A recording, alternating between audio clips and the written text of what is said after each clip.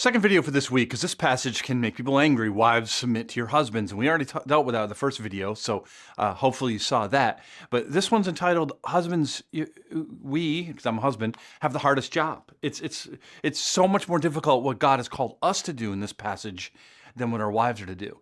And it says in verse 25, husbands, love your wives as Christ loved the church. How did he do that? And gave himself up for her. Right? So it's very specific that the love that a husband is called to show his wife is the same love that Christ showed us on the cross.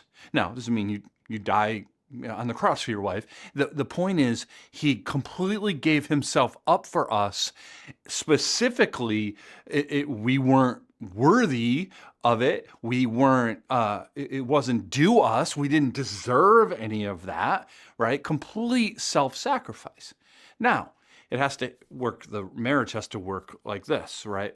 If wives are trying to submit to a husband who's demanding and not being godly, she's just going to get beat up. That's not what God's calling to do. But if instead he's saying, no, I want to love you the way Christ loved the church. I want to give myself up for you. I want to live to sacrifice for you. Now she can take, and now he's getting hammered, right? So instead it's like, okay, let me submit to your authority because you're loving me that way. And the husband is saying, but I want to love you even more, and thank you. And it just works hand in glove right now. Are we perfect? Of course not. But that's what we have to do.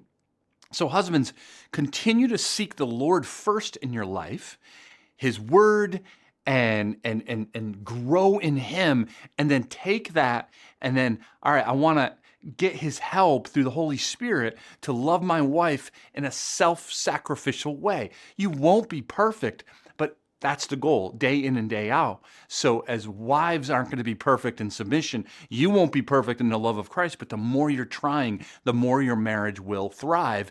So will your kids, and so will your ministry.